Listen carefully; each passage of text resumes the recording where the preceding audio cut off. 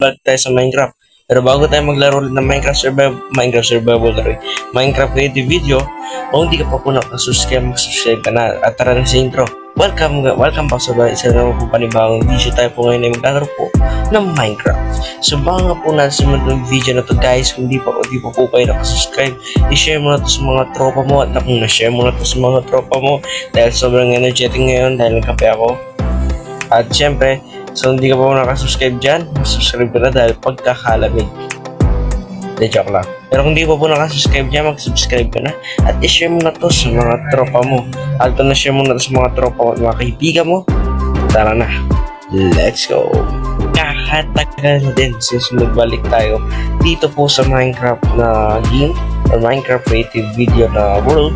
So hindi ko pagkakaalam, last kong ginawa is yung pan-tropic ko na ano ng mga guys, logo ng pan-tropic ko na kanta nila. So ngayon, susunod na gagawin natin ngayon is gagawa po tayo ng bahay ng villager. Pero yung gagawin kong bahay ng villager, gagawin po natin siya gamit yung wool po. Opo, wool po yung gagamitin natin. Since nakita ko lang po sa YouTube or sa TikTok yata or FB, hindi ko na rin po alam. Pero ngayon gagawa po tayo ng bahay ng villager na ganito. So ngayon, this is the first time na gagawin ko to. Hindi ko alam kung magiging okay ba to or hindi, pero sana maging okay naman. So, tigta-tatlo siguro for the good idea na din yung ganito. Tigta-tatlo na bahay ng villager. Tapos tigta-tatlo din sa side na to. Hindi ko na siya time-lapse na guys para makita niyo siya kung paano ko siya i-full build.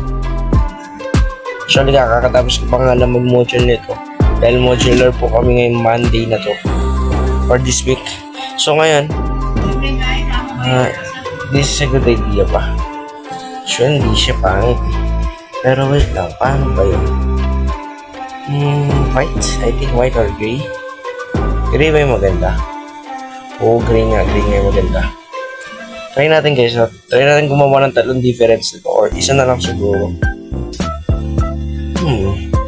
Ang ganda siya actually, kaso lang kapag talagang ginawa nilagay ni Minecraft na wool yung bahay ng villager, madaling masusunod. Kasi mas madali po masusunod yung wool kesa sa puno. Kasi yung puno, kapag may puno ka, kahit gaano kalayo yan, masusunod lahat ng puno guys. So yeah. Ngayon, masusunod lahat ng puno. Yung wool pala, mas madali po masusunod yung wool kesa sa wood. So, yan.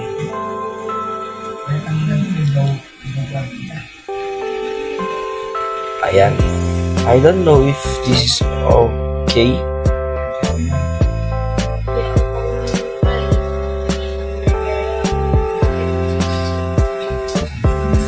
Siguro ganito.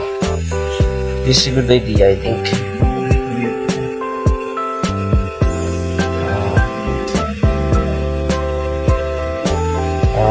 I don't know if this is okay sa inyo guys, no? Kung okay ito sa inyo, pero sa akin okay naman din. Lalay ko siya dito tapos papunta dito, no? Ang ganda siya, nakikita ko yung pagka 3D nung ginagawa ko. Magiging 3D yung ginagawa ko actually, so it's good for me. Gusto ko yung build ko. Hindi naman sa nagagandaan ako sa build ko, no? Nagagandaan lang ako sa mismong ganda ng wool. Kasi napakaganda ng wool talaga guys. Diba? Tapos, I think we need to fix this as software. Oh, diba? Diba, look at. Hindi tayo gagamit ng wood par.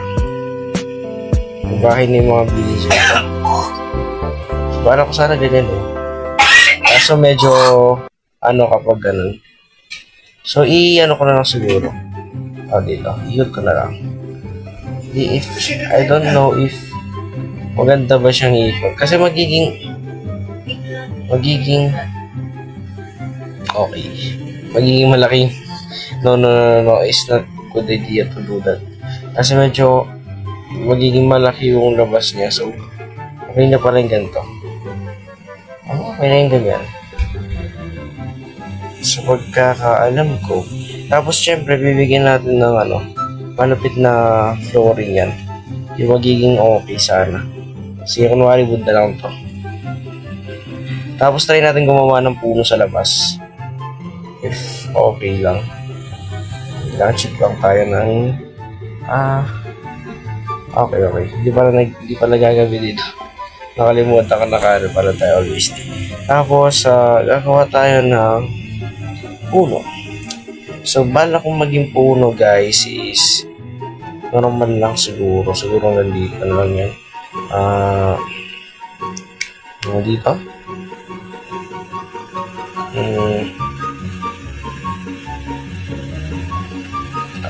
Siguro ganyan. Is that good idea, I think? Okay, good idea siya. Tapos, subukan pa natin gumawa pa ng isa pa.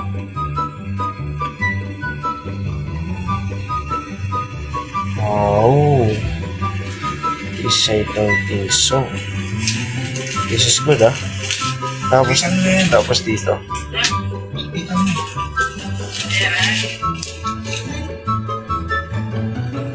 Ano? O, diba?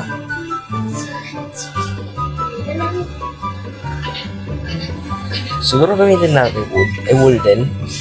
Try natin kung maganda ko yung wool lahat. Hindi ko lang alam. Eto mo, Greg. Ito manaklala ka na naman. Try natin ikot.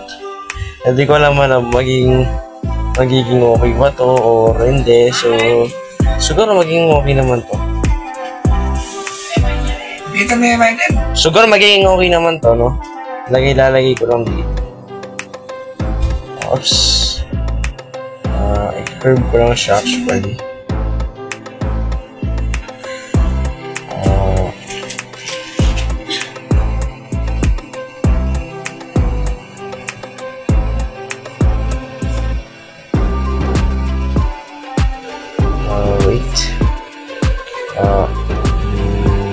Yan.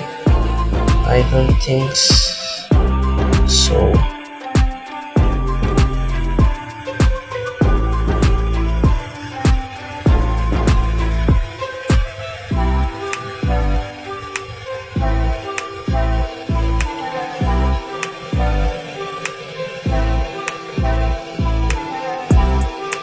Yan. I think ganyan. Tapos wait,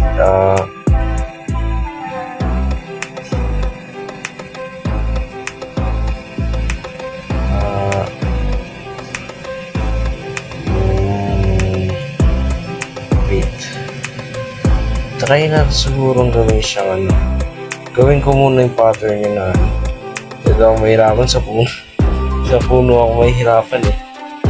Hindi sa ginawa ko. Kasi ginawa ko wait lang. Tuloy ko na doon sa continue ko na lang. So, siguro ganyan. Tapos, ako siya ng curve na ganyan. Wala pa tama.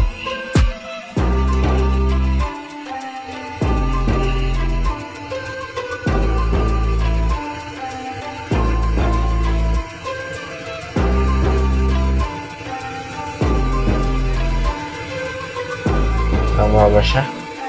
Nagmukha siyang Nagmukha siyang Okay, tapos gagawin ko yung turn din sa last na parang ganun din siya actually. Kumbaga na-adjust na siya. O, diba? Tapos yung loaded for this is the ito. Diba? Okay na siyang tignan. Hindi siya mukhang tegi. Mukha na siyang puno. Siguro yung gilid-gilid, bigyan mo siya ng kumbaga sanga-sanga na ganyan. Diba? Pero at least mukha pa rin siyang puno sa gilid-gilid. Kasi magmukhang deadwa na puno. Diba?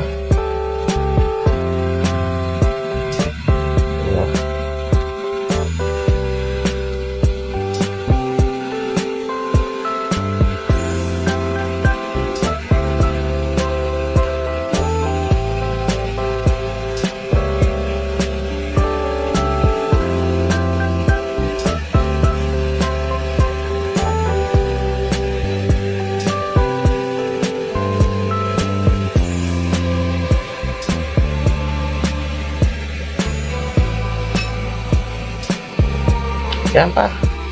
Mukha na siyang goods for ako.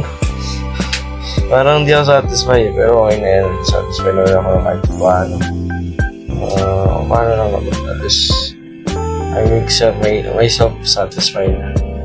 Pero kasi dito sa side na ito, meron pa rin siya mga brown. So, hanggang nakikita ko yung mga brown na yan, hindi pa rin ako magiging satisfied. Ayan, so na nakita ko na siyang okay, ayos. So, it's okay sa akin. So, yun nga, dito ko na muna tatapusin tong video na to, guys. Maraming salamat sa panonood ninyo. Hanggang sa muli. Paalam.